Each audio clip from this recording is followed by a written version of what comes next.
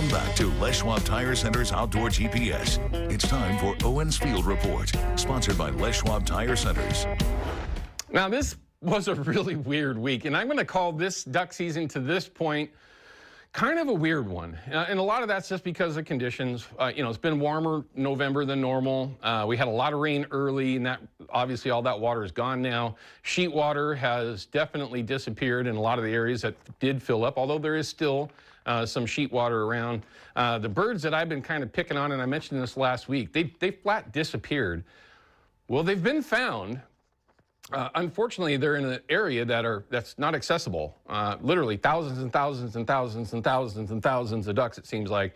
But they're you can't hunt it, you can't go in there, you can't, I'm not going to mention the area. But in the end, this whole northwest area, northwest corner, has certainly changed a little bit. Now, for some, it's gotten better because these birds have just flat out moved from big bodies of water, big rivers, and have moved to different areas. I would expect that to change if we get some sort of cold snap, and especially up in Canada. I watched that super, super close, and right now they're getting a ton of cold and a lot of moisture, so snow and cold. That's going to push birds down. Doesn't matter if you're on the east side or if you're in Washington, whatever it might be. I would at least expect before December rolls around that we start to see some fresh birds show up. This week, all the birds that I chased, 3 different hunts, 2 total wastes of time, and 1 really good shoot. They're stale birds. I mean, really, they're just stale. And if you hunt ducks, you know what I'm talking about. They'll react to a call, but when they get tight, they're absolutely against it. Spinners, forget about it. They get tight to that. It's, because for some reason here in Oregon and Washington, spinners are magic. Anyway, here's my only real success photo that I'm willing to show, I guess I would say. Great day. Took a ton of effort to make it happen. My buddy, Mr. Fish, was being very picky and shooting just mallards. I'm not that way. I want my pintail and I want my widgeon. Although I will say, this particular pintail here is one of the nicest November pintail that I've ever seen. A full-blown, I'd probably call it a 5 or 6 inch tail on him in the middle of November. It's not something you typically see, but he stood out of the crowd. That pintail kind of cost him, I would say, a little bit. River levels, though, nothing too exciting here, unfortunately. As you can see, these dogtooth tides are just ridiculous on the Willamette right now. Just straight up, straight down.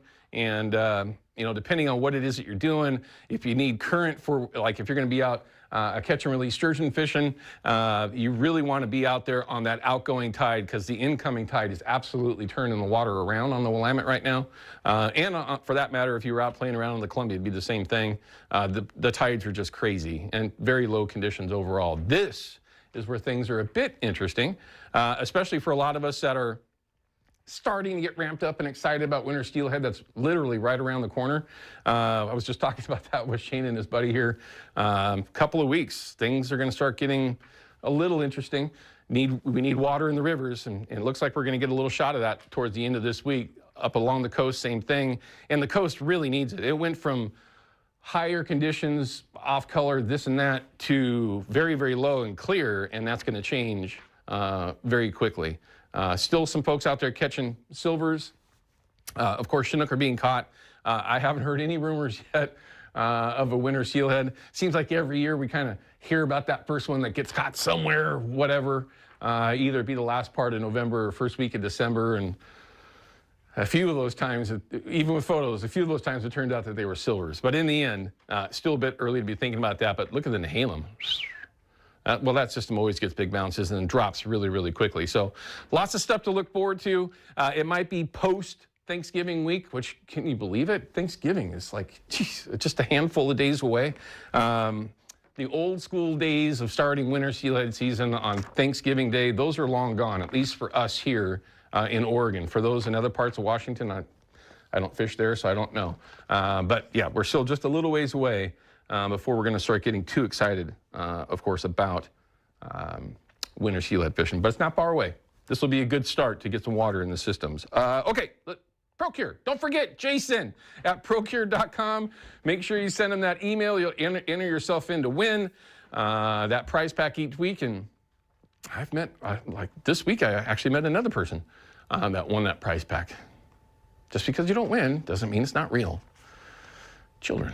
All right, let's go ahead and check in with Peyton Major and find out what's going on with our weather. And I caught the show a little bit earlier. You mentioned some cold. Is anything exciting coming up with that? Actually, a little bit. I'll tell you, it's toward the end of this little weather hit I got. So it's 39, foggy out there. It's still really cold start this morning. I think it's going to be a very slow warm up. We'll eventually get to the upper 40s, low 50s. Here's our current visibility. Slow improvement in Portland, Hillsborough, still really dense fog there. Same with Aurora and Salem. It is clear at the coast and in the mountains, though, largely because we got a cold air inversion, which means I think most of the central valleys will be stuck under clouds for the day.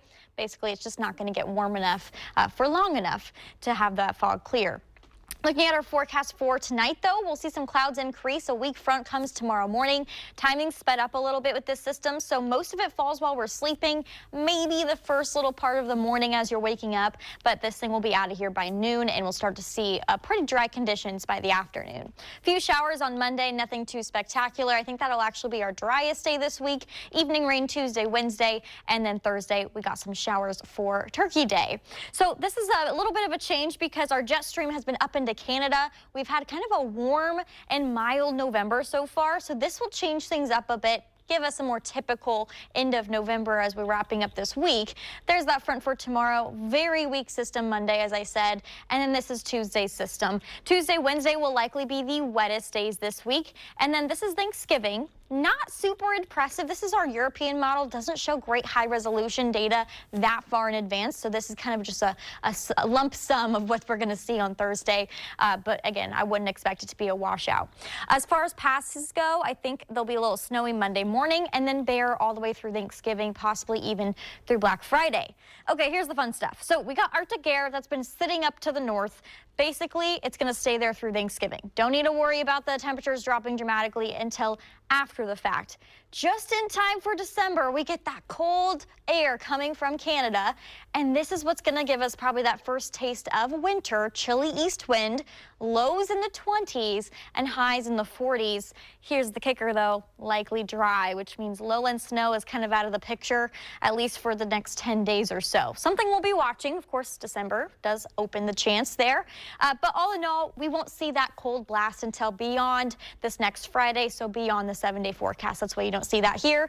Low staying in the 30s to 40s. But yeah, Thanksgiving's not going to be that bad of a day, and I think historically, obviously, it's probably going to rain on Thanksgiving. So you got to plan for it. I'm glad that cold is waiting with all those people that are going to be traveling for Thanksgiving. That's a good thing. Yes. That's going to be a little bit post that. But I was jumping up and down when you were talking about 20s. And we like that. We like that. We like that. As long as it stays dry, I'm okay. We'll take it. As always, Peyton, thank you. We appreciate it. Okay, let's talk to Linda real quickly from Boring. She's got a comment about the CCA of Oregon. Linda, what do you got for everybody?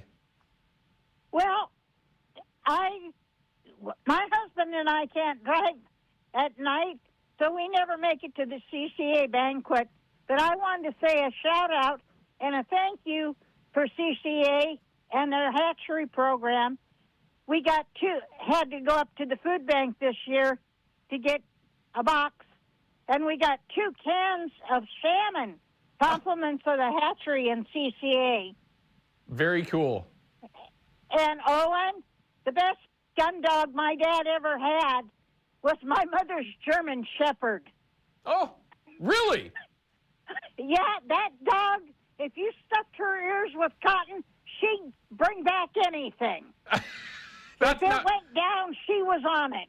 That is, you wouldn't normally think of a shepherd doing that. Linda, thank you for the phone call and the shout out for the CCA. It's a really cool program that they've got going on. They do a lot for a lot of different organizations and folks around here in the North. Linda, thanks for your phone call. We appreciate it. All right, we're cutting to a quick break. When we come back, I've got Shane Magnuson from Upper Columbia Guide Service, right? But he's here representing Yakima Bait. We're going to talk about a number of things for Yakima Bait. Also, give you some really good ideas for Christmas gifts. It's that time of year, and we love to do that. We'll be back in just a couple minutes. Outdoor GPS is brought to you by Hawken Fishing, perfection in fishing gear, Ocean and the Saltwater Sport Fishing Show, and by Haxton's Canvas and Upholstery, the trusted name of the Pacific Northwest.